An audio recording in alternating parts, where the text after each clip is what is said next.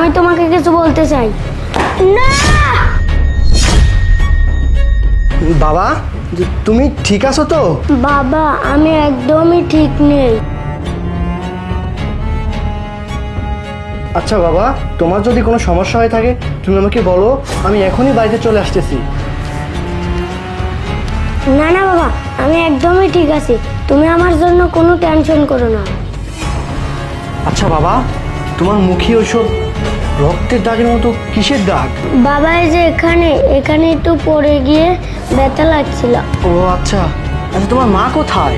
আম্মু আম্মু আমার সাথেই আছে। তোমার মা মনে হয় তোমার ঠিক মতো খেয়াল রাখে না, তাই না?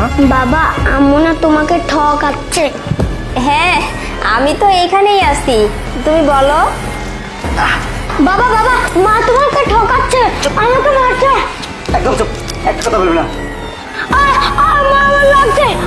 তো চুপ, এসে তুই বেড়ে গেছিস তাই না? তুই তোর বাবাকে সবকিছু বলে দিবি। তুই বাঁচলে তো তোর বাবাকে সবকিছু বলবি। তোর বাবা 6 মাসের আগেও বাসায় আসবে না, আর এই 6 মাসের আগে তো তোকে আমি মেরেই ফেলবো। তুই আর জীবিতও থাকবি না, ঠিক আছে? একদম মুখ বন্ধ রাখবি। আরে ওটা মারো, ওরে মারো। মারো মারো। এই শোনো না, কি হয়েছে? চলো আমরা রুমে যাই, চলো। ঠিক আছে, চলো।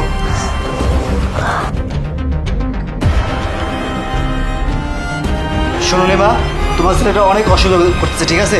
ওকে আমি কিন্তু জানে মেরে দেবো। আরে তুমি কি বলতেছো? পাগল হয়ে গেছো? ওকে কেন মারবা? আর ওকে মেরে গেলে তো সব কিছুই আমাদের শেষ। আরে তুমি বুঝতেছো না, নয়ন তো যত সয় সম্পত্তি আছে ও তো আশিকের নামে দিয়ে দিছে। এর জন্যই তো ওকে মারা যাবে না, বুঝতে পারছো? আরে ওকে মারা যাবে না, সম্পত্তি তাহলে পাবো না, তাই তো? বুঝতে পারছি বিষয়টা, কিন্তু শোনো, ওকে না মারলে তো হচ্ছে না। ও দেখো, আমি যে এই জায়গাতে আসি, ও তো সব কিছু বলে দিবে। আরে না না, ও কোনো কিছুই বলতে পারবে না। দেখতেছো না ওকে কি হারে মারে, ও কিভাবে বলবে? ও কোনোভাবেই কোনো কিছু বলবে না, ও একদম চুপ আছে, ঠিক আছে?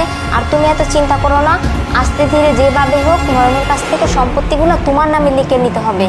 বুঝতে পারছি, এখন তো ওর মনের নামে সম্পত্তি নাই, সম্পত্তি আছে এখন ওর ছেলের নামে, ঠিক আছে? হ্যাঁ, ওই ছেলের নামে থেকে আগে আমার নামে নিতে হবে, তারপরে ওই ছেলেকে মারতে হবে, বুঝতে পারছি। হ্যাঁ, তুমি একদম ঠিক কথাই বলছো। যাই হোক, আপাতত তুমি মাথা গরম করো না, আস্তে ধীরে থাকো, দেখি কি হয়, বুঝছো? আচ্ছা ঠিক আছে। আরে আমার ফোন আসছে। আরে নয়ন ফোন দিছে। একদম চুপ থাকবা, কথা বলবা না।